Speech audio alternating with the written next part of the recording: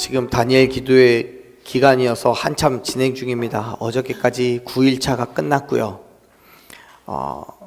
지난주부터 지지난주부터 시작이 되었죠. 말씀을 하시던 목사님께서 하는 그 말씀에 저 굉장히 큰 은혜를 받았는데요. 며칠자였는지 제가 기억나지 않지만 된장을 만들어서 교회에서 된장을 만들어서 판매하시는 그런 목사님이셨어요. 시골에서 목회하시는 시골 목회자이신데 그분이 그런 말씀을 하시더라고요. 우리 교회는 굉장히 나이가 연령층이 되게 높다고. 시골이니까 그렇겠죠. 젊으신 분들이 없고 그 연령층이 되게 높다고 그러시면서 자기 마당에는 장독 성도들이 있고 저 밭에는 감나무 성도들이 있다고 막 그런 얘기를 하시더라고요. 그러면서 저 그런 생각을 했습니다. 와, 그래요. 우리 교회도 우리 성도들이 계시지만 저 밖에는 물고기 성도도 있고 거북이 성도도 있고 있다고. 그리고 저들도 우리의 성도구나라는 생각을 했습니다. 이제 매년 9월 되면 이제 총회 때 우리 성도들 숫자 파악해가지고 이렇게 우리 교회 교세 보고서를 이렇게 내거든요. 물고기 몇 마리, 거북이 몇 마리 이렇게 좀 적어서 내야 될까 싶습니다. 여러분 요즘에는 정말 찾아보기 힘듭니다만 예전에는 동네마다 꼭 한두 명씩 전설처럼 불려지는 사람들이 있었어요. 혹시 아세요? 어릴 때 감 따러 나무에 올라갔다가 떨어졌다. 쫓아오는 동네개를 피해 도망치다가 다리에서 떨어졌다. 별의별 이유로 소위 바보가 된 사람들이 있죠. 전설처럼 불리는 그 사람들이요. 왜 그런지 모르겠는데 동네마다 한둘은 꼭 있었어요. 그렇게 지저분하게 옷 입고 다니고요. 코 흘리며 소매를 똑 닦으면서 자기보다 나이가 한참 어린 동네 꼬마들에게 손가락질도 받고 뭘 해도 웃기만 하고 정말 못된 녀석들은 그러기도 하죠. 돌 던져서 막 이마에 맞추고서 막 피 삐약게 흐르는데도 그냥 웃기도 하고요. 생전 화내는 법을 모르는 것 같은 그런 동네 바보들이 있습니다. 혹시 영화 포스터 하나 제가 보여드릴게요. 이거 아닌데 여기에도 있긴 있는데 여기에도 보면 동네 바보 한 명 있습니다. 혹시 이 영화를 보면요, 이 웰컴 투 동막골이라는 영화인데 이 영화를 보면 지금 자막에 가려져서 잘 안 보이는데 다 남자인데 여자 한 명이 있죠. 이 영화를 보셨는지 모르겠지만 이 여자가 동네 바보입니다. 물론 영화 속에서는 직접적으로 바보라는 표현은 등장하지 않아요. 근데 누가 저 여자 누구냐고 이렇게 물어보면 그 동네 주민이 한 분이 그런 얘기합니다. 머리에 꽃 꽂았잖아요. 그래요. 머리에 꽃 꽂은 게 이제 동네 바보인 거죠. 근데 여러분 재미있는 거는 영화 속에서 이 머리에 꽃 꽂은 이 여자는요, 문제를 일으키는 사람이 아니에요. 어떠한 일을 방해하고 어려움을 주는 존재가 아니에요. 오히려 영화의 즐거움과 재미를 극대화시키는 그런 역할을 합니다. 그렇다고 뭐 꼭 또 주인공도 아니에요. 뿐만 아니라 이 영화가 말하고 싶은 주제를 이 여자 한 명, 이 캐릭터 하나로 다 표현해내고 있는 것 같은 그런 느낌을 받습니다. 그래서 전혀 그렇지 않지만 마치 주인공처럼 이 바보가 포스터의 가장 중앙에 이렇게 딱 서 있어요. 그런데 여러분 신기하게도 이런 동네 바보는요, 동네에서 사람들이 피해 다니고 손가락질하고 욕하는 그런 사람들이 아니잖아요. 오히려 이 동네 바보 때문에 웃게 되고요, 어려운 일도 쉽게 해결이 되기도 하는 그런 역할을 합니다. 그래서 동네에서는 이 바보를 어떻게든 쫓아내버리고 싶은 사람이 아니라 보살펴줘야 되고 안쓰러워하는 그런 존재로 바라봅니다. 부정적인 모습보다는 긍정적인 모습이 더 많은 사람이에요.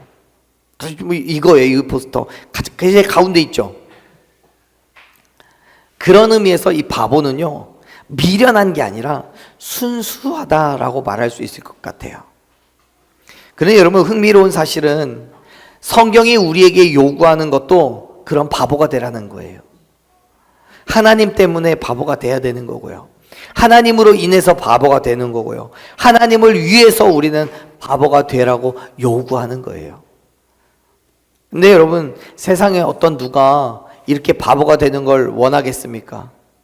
앞서 나눈 동네마다 있는 그 전설 같은 바보들도 스스로 바보가 되기 원해서 된 사람 아무도 없을 거예요. 왜요? 바보가 되면 손가락질 당해야 되니까요. 때로는 멸시도 겪어야 되고 조롱도 받아야 되니까요. 바보가 된다는 건 그 누구도 원하지 않아요. 하지만 성경은 우리에게 그런 바보가 되라고 말합니다. 다시 한번 말씀을 볼까요? 13절 말씀 봅시다. 13절 읽어봅니다. 또 너희가 열심으로 선을 행하면 누가 너희를 해하리요. 아멘. 베드로는요, 우리에게 선을 행해야 되는데 그걸 어떻게 하라고 말해요? 열심을 다해야 된다고 말해요. 여기에서 말하는 이 열심은요, 단순한 표현으로 열심을 내는 게 아니에요. 열심이라고 번역한 이 헬라어는요, 열심 있는 자 혹은 열광자, 열광하는 사람이라는 의미를 가지고 있습니다. 선을 행하는 것에 있어서 열광하라는 거예요. 열광. 열심히 해라는 말보다 조금 더 강한 의미를 가지고 있죠. 지금 베드로는 선한 행실로 살아가기에 할 수 있는 최선을 다해서 열렬하게 열광을 다해서 선을 행하라고 말해요. 왜요? 우리가 선을 행할 때에 해를 당하지 않기 때문에요. 근데 여러분, 오해하지 마십시오. 해를 당하지 않는 것, 즉 어려움과 고난과 핍박을 받지 않는 방법이 선을 행하는 것이라는 의미가 아니에요. 오히려 베드로는요, 베드로전서 2장 20절에서 우리에게 뭐라고 얘기하냐면 선을 행함으로써 오히려 뭘 받아요? 고난을 받아요. 선을 행하는 것이 오히려 고난을 받는 거래요. 예수님도 말씀하셨어요. 요한복음 15장 19절 20절 말씀을 보세요. 너희가 세상에 속하였으면 세상이 자기를 사랑하는데 너희는 세상에 속했지 않기 때문에 세상이 너희를 어떻게 해요? 미워해요. 세상이 너희를 미워할 거래요. 사람들이 나를 박해한 것처럼 너희도 박해하고 내 말을 지켰기 때문에, 내 말을 지킨다면 너희 말도 지켜줄 거라고 말해요. 여러분, 예수님을 박해하기 때문에 우리도 박해를 받아요. 세상은요, 우리를 미워해요. 여러분, 우리가 세상 속에서 선하게 살아가려고 할 때마다 더욱더 세상은 우리에게 해를 가하게 되어 있어요. 그게 진리예요. 선한 행실로 살아갈 때마다 점점 더 강도를 높여 핍박하고 괴롭혀요. 그때마다 여러분, 우리는 어떻게 반응해야 됩니까? 이만하면 됐지 뭘. 더 이상 참지 않을 거야. 세상아 다 덤벼라. 막 이런 거예요. 그렇게 생각하고 여러분, 세상과 승부를 내야겠다고 생각하진 않으십니까? 지쳤으니까, 더는 견딜 수 없으니까 더 이상의 선함을 내게 기대하지 말라고 덤비진 않으세요? 베드로는 선한 행실로 고난과 핍박 가운데 있는 우리를 향해서 이런 얘기를 합니다. 14절 말씀, 베드로전서 3장 14절 읽어봅니다. 그러나 의를 위하여 고난을 받으면 복 있는 자니 그들을 그려하는 것을 두려워하지 말며 근심하지 말고. 아멘. 사랑하는 여러분, 베드로는 선을 행하다가 고난을 겪게 된다면 두려워하지 말라고 말해요. 근심하지 말래요. 오히려 그 고난을 받는 것이 우리에게 있어서는 그게 뭐라고요? 복이에요. 복이에요. 여러분, 어떻게 고난을 받는 게 복이 될 수 있겠습니까? 말도 안 되죠. 고난을 받으면 힘들죠. 마음이 괴롭고요, 슬프고요, 짜증나고요, 화나고요. 복이 될 수가 없어요. 그것은 우리가 받는 그 고난은 내가 행한 선한 행실 때문이고, 그 선한 행실은 분명히 나의 자랑과 나의 유익을 위한 것이 아니라 오직 예수 그리스도의 선한 행실을 본받은 것이기 때문에 그 그래서 우리에게 복이 될 수 있음을 믿으시길 바랍니다. 베드로는요 이미 2장에서 우리에게 그렇게 선언을 했단 말이에요. 우리가 19절 말씀도 봤지만요 2장 20절 말씀 보십시오. 2장 20절 말씀 보면 우리 같이 읽어볼까요? 20절, 죄가 있어 매를 맞고 참으면 무슨 칭찬이 있으리요. 그러나 선을 행함으로 고난을 받고 참으면 이는 하나님 앞에 아름다우니라. 아멘. 그래요. 매를 받는 건 죄가 있어 맞는 거나 고난을 받으면서 선을 행했기 때문에 매를 맞는 거나 똑같아요. 물론 매는요 어떻게 맞아도 아파요. 그런데요 우리가 죄가 있어서 받는 그 매에는요 칭찬이 있지 않아요. 하지만 선을 행함으로써 받는 그 매에는요 하나님께서 아름답다라고 말씀하신다잖아요. 21절도 읽어볼까요? 21절 읽습니다. 이를 위하여 너희가 부르심을 받았으니 그리스도도 너희를 위하여 고난을 받으사 너희에게 본을 끼쳐 그 자취를 따라오게 하려 하셨느니라. 아멘. 그렇잖아요. 예수님께서도 우리를 위해서 이미 그 일을 행하셨단 말이에요. 우리에게 본을 보이셨어요. 그래서 우리를 어떻게 하라고요? 그 자취를 따라오게 하려고 하신다잖아요. 여러분, 예수님을 따라가는 거는요, 예수님의 제자된 삶, 그리스도인 된 삶은요, 예수님을 나의 본으로 삼고 그를 따라가는 삶인 줄로 믿습니다. 근데 그 따라가는 삶이요, 많은 사람들로부터 환호성을 받고 인정받고, 그래서 우리가 많은 사람들이 어려움을 해결해주고 병든 자 낫게 하고 기적을 일으키고 그러한 삶을만 본받으라고 말하는 게 아니에요. 정말 우리가 받아야 될 본, 정말 우리가 따라가야 될 예수님의 자취는 뭡니까? 뭐예요? 그게 십자가예요. 십자가의 고난이에요. 그래서 예수님께서 뭐라고 하셨어요? 너희가 나를 따라오려면 어떻게 하라고요? 네 십자가를 지라고 얘기하잖아요. 우리는 자기 십자가를 지고 따라가야 되는 거예요. 근데 그 십자가가 쉽냐고요? 아니요, 어려워요. 조롱과 멸시이고요, 고난과 고통과 괴로움이에요. 심지어 예수님처럼 십자가에서 못 박혀 죽을 각오가 되어 있어야 하는 거예요. 그리스도께서 우리를 위해서 고난 받으신 그 행함이 우리가 따라가는 것이기 때문에요. 즉 우리의 고난은 나의 자랑이나 유익을 위한 것이 아니라 하나님의 영광을 위하여서 그의 나라와 그의 의를 위한 고난이기 때문에 모든 것을 참아내고 견디어냈을 때 비로소 하나님께서 우리에게 주시는 복이 있음을 믿으시길 바랍니다. 사랑하는 여러분, 지금 여러분은 어떤 선한 행실을 행하고 계십니까? 그 행함이 세상 사람들의 조롱과 멸시의 거리가 되십니까?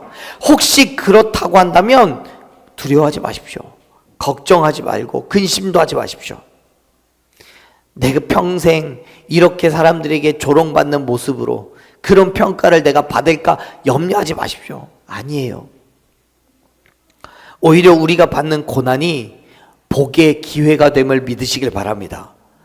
우리가 그 믿음으로 세상이 주는 고난을 기쁘게 받아들이기 때문에 세상은 오히려 우리를 더 크게 핍박하고 어려움에 처할 수 있게 했지만, 그럼에도 불구하고 우리는 선한 행실의 삶을 유지해야 되는 거예요. 왜요? 그게 하나님께서 우리에게 요구하시는 것이기 때문에요. 바울 사도는요, 에베소서 2장 10절에서 이렇게 말씀합니다.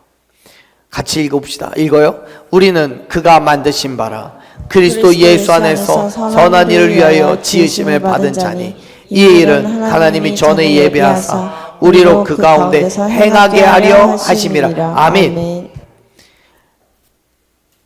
우리는 하나님께서 만드셨는데 그리스도 예수 안에서 선한 일을 행하기 위하여서 지으심을 받은 자라고 얘기하고 있어요. 우리의 삶의 목표는 그 선한 행실에 있어야 되는 거예요.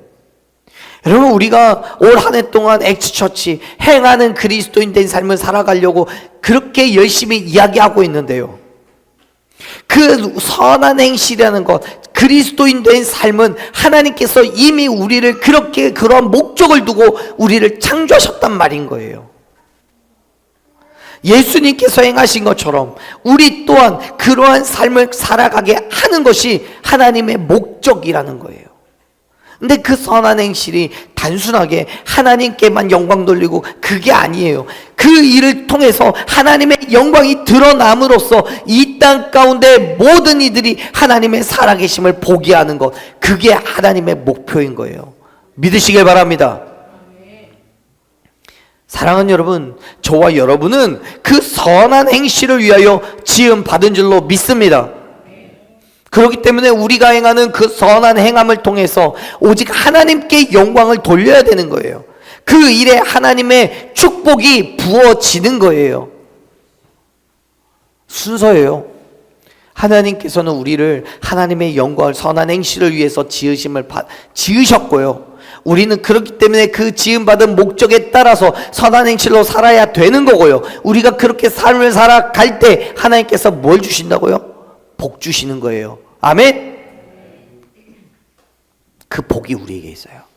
그 복이 뭐냐면 세상 속에서는 하나님의 사역을 감당할 수 있을 만한 힘과 능력을 부어주시는 게 복이에요.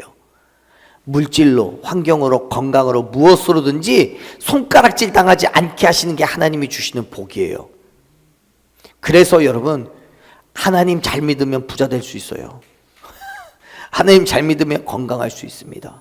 하나님 잘 믿으면요, 하나님께서 우리의 환경을 열어주셔서 계획하는 모든 것들을 다 순탄하게 행하실 줄로 믿습니다. 왜요? 그래야 하나님께서 영광 받으시니까요.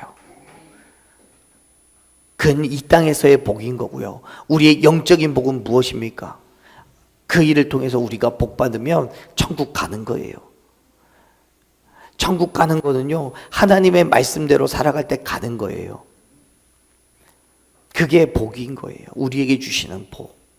사랑하는 여러분, 살아서도 복 받고 죽어서도 복 받으시기를 축복합니다. 한번 이야기해 봅시다. 좌우 계시면 살아서도 복 받고 죽어서도 복 받으십시다. 아멘. 아멘. 근데 때로는 그러한 삶이 힘들죠. 어렵죠. 세상 사람들이 볼 때는 미련하다 싶을 만큼 선하게 살아야 돼요. 정말 동네 바보처럼 살아야 돼요. 그래서 어느 때에는 옆에 있는 사람들이 우리에게 얘기합니다. 적당히 하라고요. 적당히 타협도 하고요. 적당히 세상의 순리를 따라 살아가라고 말합니다. 그래야 성공할 수 있다고 말합니다. 그래야 전도하기 쉽다고 말합니다. 외굴수같이 고집 부려봐야 손해보는 건 너뿐이라고 말합니다. 맞아요. 고집 부려봐야 손해보는 건 납니다. 제가 손해봅니다.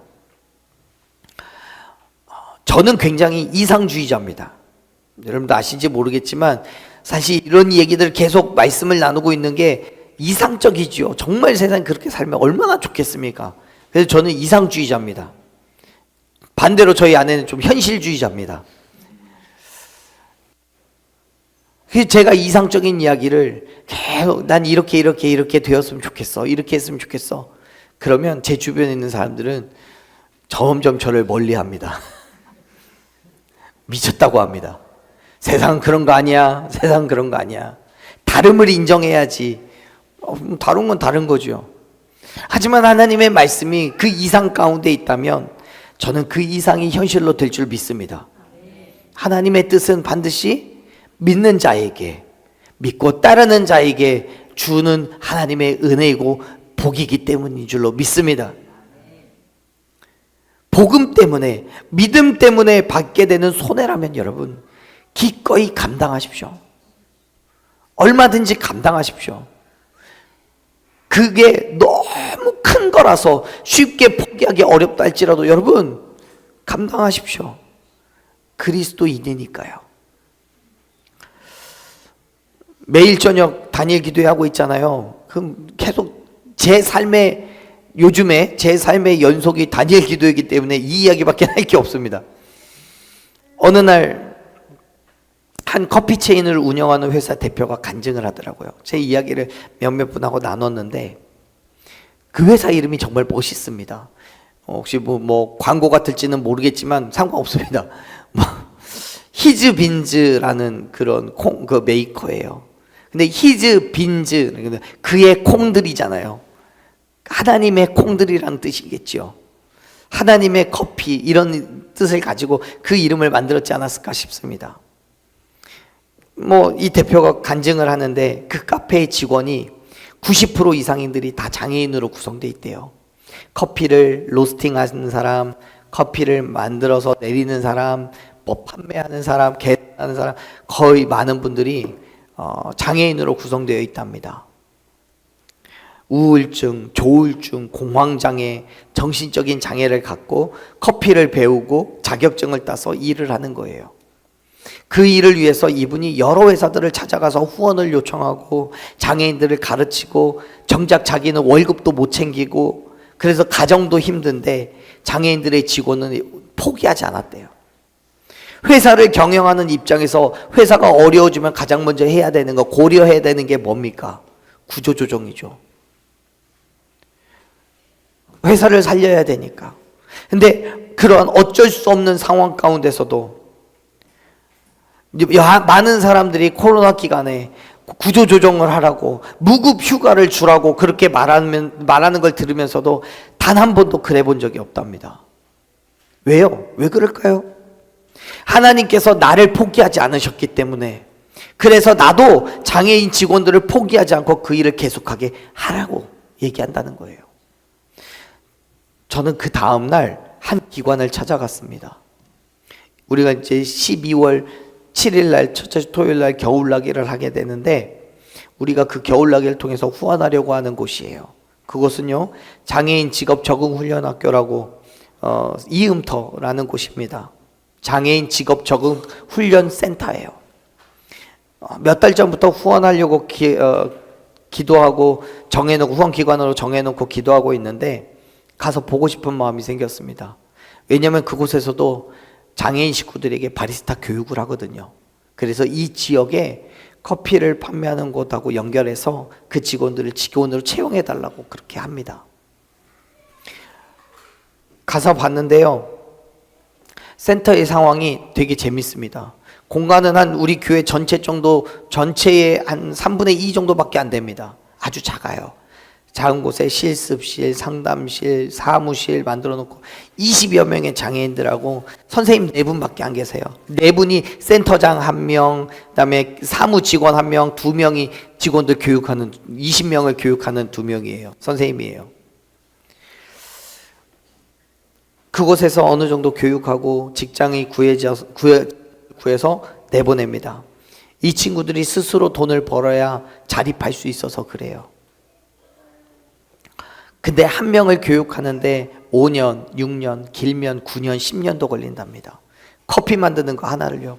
여러분들이라면 커피 내리는 거 열흘이면, 아니 10시간이면 다 배우실 수 있어요. 근데 그 친구들은 10년이 걸린대요.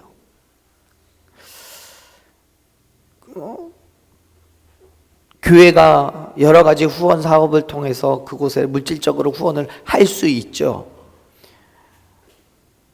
그들의 필요한 부분을 채워주고 기도해주고 하는 거는 얼마든지 할 수 있죠. 이와 같이 이야기를 나누던 중에 센터장님이 그런 말씀을 하시더라고요. 장애 식구들이 혼자서도 잘 살 수 있으면 좋겠다고요. 안전하게 지낼 수 있는 공간이 있었으면 좋겠다고요. 여러분, 어떻게 생각하면 내 몸이 편하고 내 환경이 좋아졌으면 좋겠다고 생각하는 게 당연할 거예요. 근데 나보다는 장애 식구들이, 나보다는 사회가라고 생각한다면 그건 정말 미련한 거지요. 바보 같은 거죠. 하지만 여러분, 하나님께서 당신의 것을 생각하시고 결코 손해보는 일을 하지 않으리라 작정하셨다면, 하나님께서 당신이 절대로 나는 손해보지 않겠다라고 작정하셨더라면 예수님이 이 땅에 오셨을까요? 지금 저와 여러분이 이곳에서 함께 예배하고 있을까요? 아니요. 우리는 이미 노아의 홍수 때 이미 사라지고 없습니다.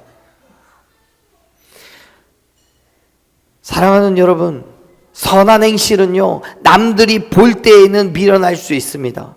왜냐하면 인간적으로는 나에게 도움이 안 되거든요. 하지만 여러분, 우리의 선한 행실은 결국 하나님의 은혜를 누리는 기회임을 믿으시길 바랍니다. 우리에게 그러한 믿음이 있을 때, 그 행함이 있을 때 하나님께서 가만히 계시겠냐고요. 아니요. 성경은 곳곳에서 우리가 하나님의 영광을 위해 감당하는 그 모든 고난을 갚아주시겠다라고 말씀하셨어요. 갚아주신다고요. 한번 볼까요? 요한계시록 22장 10절 말씀, 12절 말씀 보십시오. 같이 읽어요. 보라, 내가 속히 오리니 내게 줄 상이 내게 있어 각 사람에게 그가 행한 대로 갚아주리라. 아멘. 하나님께서는 분명히 우리가 행한 대로 갚아주실 거라고 말씀하셨어요. 갈라디아서 6장 9절 말씀에서도 동일한 말씀합니다. 읽어보십시오. 읽습니다. 우리가 선을 행하되 낙심하지 말지니 포기하지 아니하면 때가 이름에 거두리라. 할렐루야. 아멘. 선을 행할 때 낙심하지 마십시오. 포기하지 않고 그 일 가운데 있으면 때가 이르면 거둘 겁니다. 아멘. 전 이번 다니엘 기도회 기간에 꿈을 꾸게 됐습니다. 우리 교회가 그 히즈빈스 더 바른 점을 만들어서 장애인 식구들을 채용했으면 좋겠습니다. 꿈을 꿉니다. 그게 우리 교회에 사실은 무슨 도움이 있겠습니까? 카페를 만드는 것 자체도 힘들겠지만 만든다고 할지라도 우리 교회 식구들 얼마든지 카페 운영할 수 있습니다. 그 친구들을 고용 채용해서 그들에게 일을 하게 하는 게 우리에게 무슨 유익이 있겠습니까? 어쩌면 더 큰 힘듦이 있을 수 있어요. 그들이 사고라도 치면, 다치기라도 하면 교회가 다 책임져야 되는, 멀쩡한 사람도 사고치기 쉬운데 장애가 있으면 얼마나 더 어렵겠습니까? 하지만 그 모든 것을 감당하겠다라는 그 믿음으로 하는 거예요. 꿈을 꾸는 거예요. 왜요? 우리가 선을 행하면, 그래서 때로는 낙심할 때도 있겠지만 그럼에도 불구하고 포기하지 않으면 그 모든 일 가운데 어떤 일이 일어날까요? 하나님의 열매가 거두어지게 되니까요. 아멘. 사랑하는 여러분, 비록 세상은 우리를 두렵게 하고 근심하게 하겠지만 염려하지 마십시오. 걱정하지 마십시오. 세상이 감당할 수 없는 선함으로 믿음을 드러내고 복음을 증거할 때 하나님께서 저와 여러분의 삶을 지키시고 보호하여 주실 줄로 믿습니다. 크고 놀라우신 일로 역사하여 주실 줄로 믿습니다. 능히 감당할 만한 힘과 능력을, 물질을, 환경을, 건강을 저와 여러분에게 복으로, 축복으로, 은혜로 허락하여 주실 줄로 믿습니다. 아멘. 그 모든 것이 나의 행함, 우리의 행함이 나의 자랑, 나의 유익이 아닌 거잖아요. 무엇 때문에 하는 거예요? 하나님 때문에 하는 거예요. 어쩌면 우리가 바보 같은 이유도요, 나의 유익을 위한 행함을 살지 않기 때문에 바보 같은 거예요. 사랑하는 여러분, 우리는 그리스도인입니다. 동의하지요? 그리스도인은 뭐라고요? 그리스도의 사람이라는 뜻이에요. 그 말은 소유권이, 내 삶의 소유권이 나한테 있다는 거예요? 누구한테 있다는 거예요? 하나님께 있다는 거예요. 그리스도께 있다는 거예요. 내가 그리스도인이라면 나는 그냥 종인 것 뿐이고요, 나의 소유권, 나의 주권은 누구에게 있어요? 그리스도께 있는 거예요. 할렐루야. 베드로 동일한 얘기합니다. 우리가 같이 읽었던 말씀, 베드로전서 3장 15절 말씀 읽어봅시다.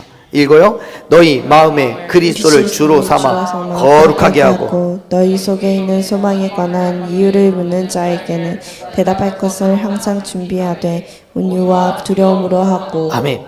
베드로가 처음에 뭐라고 얘기합니까? 15절 처음에요. 너희 마음에 누구를? 그리스도를 뭐로? 주로 삼으라고요. 주인으로 삼으라고요. 누구를요? 그리스도를요. 그리스도를 주인으로 삼아야 되는 거예요. 그거는 나의 주인이 예수 그리스도라는 걸 인정하라는 거예요. 내 주인이 그리스도라는 것, 예수 그리스도라는 걸 인정하라는 거예요. 여러분 인정하십니까? 아니에요? 인정하십니까? 따라합시다. 나의 주인은 예수님입니다. 아멘? 예수님이 나의 주인이시고 내가 그분의 종이라면 우리가 하는 그 모든 일들은 나 때문에 하는 거예요? 주인 때문에 하는 거예요? 주인 때문에 하는 거예요. 그러면 그 주인이 내가 그 일을 하게 도와줘요? 안 도와줘요? 도와줘요. 안 도와준다면 그건 주인도 아니에요. 그렇다면 예수 그리스도께서 거룩하신 분이시기 때문에 우리도 그의 거룩하심을 따라서 거룩해야 되는 건 당연한 거지요. 그래서 말하는 거예요. 내가 거룩하니 너희도 뭐하라고요? 거룩하라고요. 예수님께서 거룩하시기 때문에 우리도 거룩해야 돼요. 우리의 삶의 주권이 예수 그리스도께 있음을 인정하고 뿐만 아니라 모든 사람들 앞에서 그 사실을 드러내고 증명해야 되는 거예요. 사랑하는 여러분, 예수님이 나의 주인 되심을 여러분 우리의 입술로 날마다 인정하고 그 믿음으로 하루하루를 살아가시기를 간절히 축원합니다. 근데 그게 교회에서는 얼마든지 돼요. 교회는 돼요. 아까도 하셨잖아요. 시키니까 하는 거고요. 옆에서 다 하니까 나도 해요. 그렇다면 세상 속에서는요. 세상 속에서, 세상의 삶 속에서 우리가 예수님이 나의 주인이심을 여러분들은 어떤 모양으로 증명하고 계십니까? 우리가 그걸 증명하는 방법은 하나밖에 없어요. 뭐요? 선한 행실요. 베드로는 그 증명이 우리의 선한 행실에서부터 나타난다고 말하고 있는 거예요. 다시 말해서 우리가 예수 그리스도의 이름으로 선을 행할 때 핍박과 고난과 어려움이 당연히 있겠지만 그 모든 것을 감당하면서 여전히 선함으로 나아갈 때 정말 예수님이 나의 주인이라는 것을 드러낼 수 있다는 거예요. 사랑하는 여러분, 여러분 어떤 어려움 가지고 계십니까? 특별히 믿음 때문에, 내가 예수 그리스도 때문에 세상의 것들을 포기해야 되는 어떤 것이 있고 세상에서 받는 어려움, 어떤 어려움이 있으십니까? 여러분 그렇다면 기꺼이 그 어려움을 짊어지십시오. 왜요? 그 일을 통해서 내가 그리스도인이라는 걸 드러낼 수 있으니까요. 세상과 타협하지 마십시오. 조금이라도 괜찮겠지, 다른 사람도 다 하는 것이라면 괜찮겠지. 아니요, 괜찮지 않아요. 괜찮지 않아요. 왜요? 우리는 그리스도인이니까요. 아주 작은 것이라도 불의함은 동일하게 불의한 거예요. 죄는 아주 작은 거라도 다 죄인 거예요. 누구를 죽여야만 그건 죄고 잠깐 가도 꿀밤 하나 때린 건 죄가 아니에요? 아니에요. 법적으로는 다 죄예요. 물론 세상 속에서는 그 정도의 차이는 주겠지만 하나님 앞에서는 다 죄인 거예요.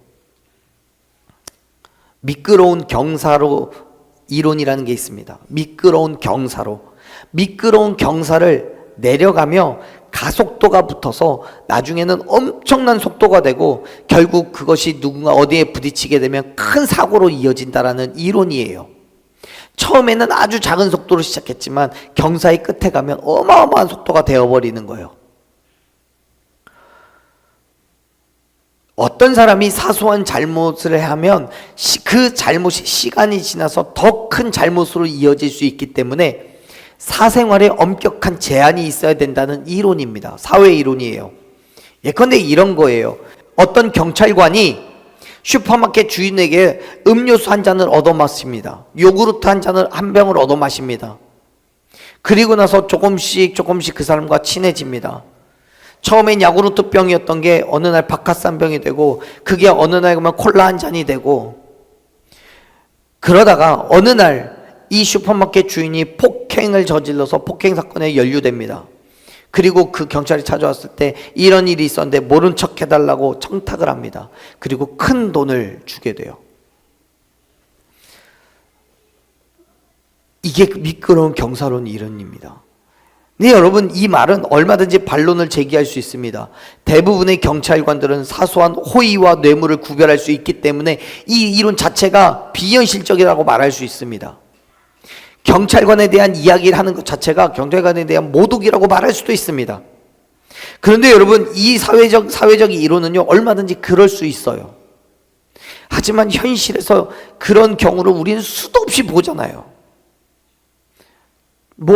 죄송합니다. 경찰을 폄하하는 얘기 아닙니다. 수많은 경찰관들 한두 명은 그런 사람이 있긴 하겠지요. 근데 그런 직종뿐만 아니라 목사들에게는 없습니까? 얼마든지 그런 일들은 찾아보기 쉬워요. 그래서 성경이 말하고 있는 건 뭐냐면, 사도 바울은 데살로니가전서 5장 22절에서 이야기합니다. 악한 것은 어떤 모양이라도 버리라고요. 아주 작은 것이라도 그게 죄라면 철저하게 버리라고 말합니다. 그게 올무가 되니까. 사랑하는 여러분, 예수님을 나의 주인으로 인정하십시오. 그리고 예수님의 그 거룩함을 따라 저와 여러분 또한 거룩함으로 나아가기를 간절히 소망합니다.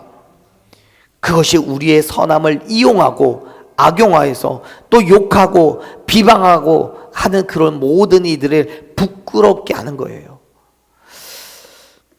말씀을 더 읽어봅시다. 베드로전서 3장 16절 17절 읽어봅시다.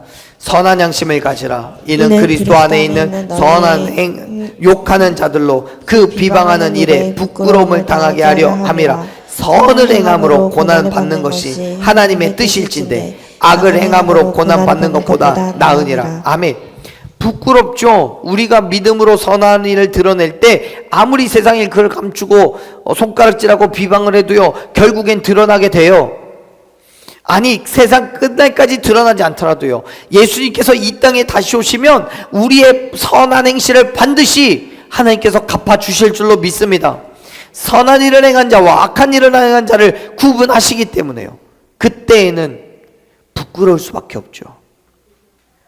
그렇기 때문에 사랑하는 여러분, 다른 누가 뭐라고 하더라도 바라건대 선한 행실로, 선한 일로 나아가시기를 간절히 축원합니다. 그 믿음으로 세상 속에서 예수 그리스도가 나의 주인 되심을 고백하는 거예요. 아멘. 우리가 선한 양심으로 행하는 그 행함에 분명히 고난이 있겠지만 그 고난을 통해 하나님의 귀한 섭리가 드러나요. 그리고 마침내 예수님께서 임하신 그때에 의인과 악인을 철저하게 구분하여서 칭찬과 책망을 주실 줄로 믿습니다. 여러분, 선을 행하나 악을 행하나 어차피 고난을 당하게 돼 있습니다. 근데 그 고난의 깊이와 길이가 달라지는 거예요.